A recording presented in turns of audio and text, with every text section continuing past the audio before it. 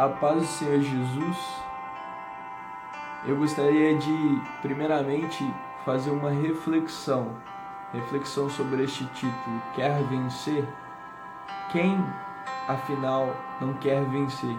Não quer vencer na vida, seja em qualquer área da sua vida, seja na área financeira, na área profissional, na área espiritual. Quem não quer vencer? Eu tenho certeza que a resposta foi sim. E se a resposta foi sim, ouça o que o Espírito Santo de Deus ministra em teu coração nesse exato momento através da minha vida.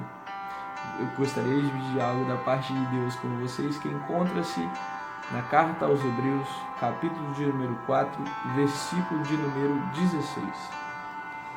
Cheguemos, pois, com confiança ao trono da graça, para que possamos alcançar misericórdia e achar graça, a fim de sermos ajudados em tempo oportuno.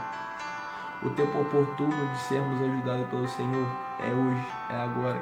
O Senhor tem pressa em nos ajudar. Mas para isso, logo no começo fala, cheguemos ao trono da graça.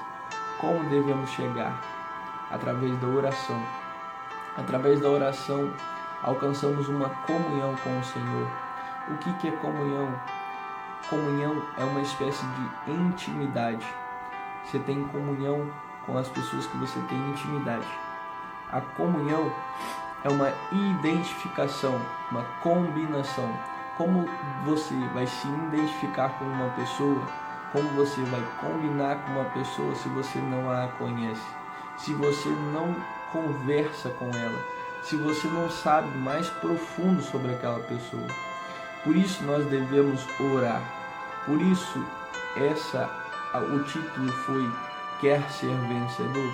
A chave de qualquer vitória vem através da oração, da comunhão com Deus. Porque Deus é o verdadeiro galardoador e Ele quer te abençoar. Então vem aprender hoje como se chegar ao trono da graça. Nós vamos olhar lá no Evangelho de Jesus, segundo escreveu Mateus, capítulo 7, versículo 7, vai falar o seguinte: Pedi e dá-se-vos-á, buscai e encontrareis, batei e abri-se-vos-á, porque aquele que pede, recebe, o que busca, encontra, e ao que bate, se abre. O Senhor está falando o que em nossos corações? Que Ele sim quer abrir, é Ele que abre a porta, mas você tem que fazer a tua parte, você tem que bater, você tem que buscar no Senhor, você tem que buscar no Senhor para Ele te responder. Lá em Jeremias, capítulo 33, versículo 3, vai falar o seguinte: clama a mim e responder-te-ei e anunciar-te-ei coisas ocultas. O Senhor tem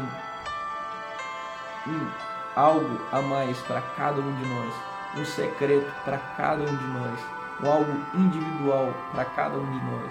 Mas como você vai receber aquilo que é do seu secreto se você não busca no secreto? Se você não conversa, se você não cria um vínculo com o Senhor, uma intimidade com Deus. Ah, mas como assim, Felipe? Deus não é onipotente, onipresente, onisciente? Ele não sabe de todas as coisas, Ele não sabe daquilo que eu passo, Ele não sabe. Eu posso orar, Senhor, Tu sabes. Não, o Senhor não quer que você ore assim, porque Ele quer que você tenha intimidade. Ele quer que você tenha Ele como teu melhor amigo. Você chega para o teu melhor amigo e fala: Tu sabes. Ah, mas o meu melhor amigo não é onisciente, Deus é onisciente. Mas a chave da comunhão é a comunicação. Se você não se comunicar com Deus, você jamais vai ser íntimo de Deus. Você jamais vai ter experiências com Deus.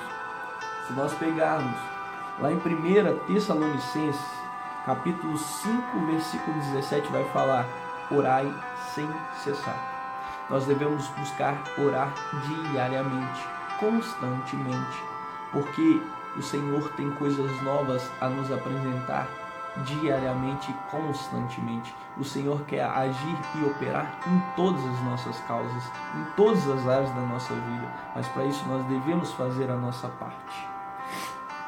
lá em Mateus, continuando no Evangelho de Jesus, segundo escreveu Mateus, vai falar o seguinte: e tudo quanto pedires em oração, crendo, recebereis. Esse crendo está entre vírgulas. Está entre vírgulas porque dá ênfase. O que é crer? Crer, você crer em algo mediante a fé. Se você for pegar lá em Hebreus, a palavra de Deus vai te falar o seguinte, lá em Hebreus capítulo 11, voltamos para Hebreus, capítulo 11, versículo 1 ao 6. Ora, a fé é o firme fundamento das coisas que se esperam e a prova das coisas que não se veem. Porque por ela os antigos alcançaram um testemunho. Pela fé entendemos o mundo pela palavra de Deus. Foram criados de maneira que aquilo que se vê não foi feito do que é aparente. Pela fé, Abraão ofereceu a Deus o maior sacrifício do que Caim, pelo qual alcançou o testemunho de que era justo, dando Deus testemunhos dos seus dons.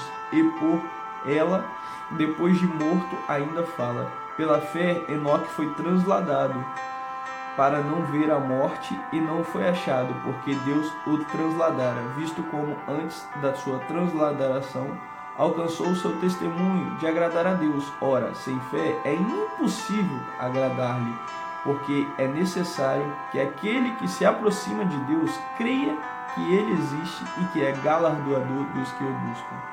Esse texto é autoexplicativo. Se você verdadeiramente deposita sua confiança no Senhor, Ele te abençoa mediante a tua confiança, mediante aquilo que você apresenta para Ele. Se você for pegar lá em Daniel capítulo 6, você vai ver este texto quando Daniel é lançado à cova dos leões. Ele é lançado à cova dos leões porque o motivo era porque foi decretado que não poderia ser orado a nenhum outro Deus, senão o Deus do rei. Mas o Deus de Daniel é o Deus de Abraão, o Deus de Isaac, o Deus de Israel. E ali ele foi pego orando.